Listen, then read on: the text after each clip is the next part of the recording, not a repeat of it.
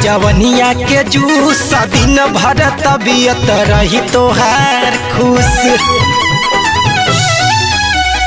पीला ये राजा जवनिया के जूस दिन भर तबियत रही तोहार खुश। पाइप डाल के पिया चाहे, पाइप डाल के पिया चाहे, ओठ सटा के लौना चूस। पीला ये राजा जवनिया के जूस दिन भर तबियत रही तोहार खुश।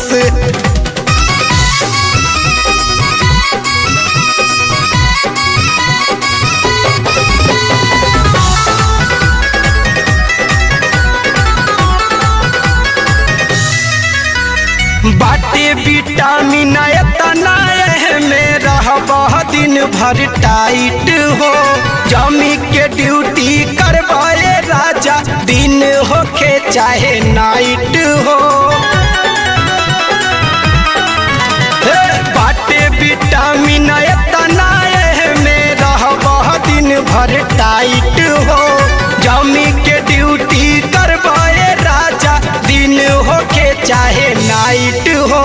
सट के हमसे मजा लेला, सट के हमसे मजा लेला, हमरे कलेजा में जाना तू खुश। पीला ये राजा जवनिया के जूस दिन भर तबियत रही तोहार खुश।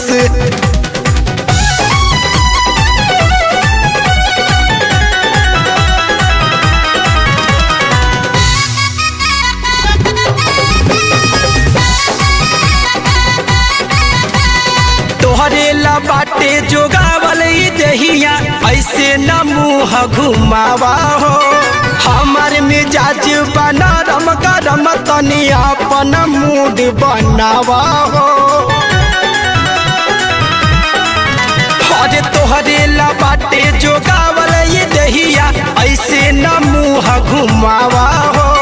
हमार मिजाज बना रम गरम तनी अपन मूड बनावा हो। दिखे दीवाना दियाज कहे साची, दिखे दीवाना दियाज कहे साची, बाहिल बिया गोरिया कर तूस।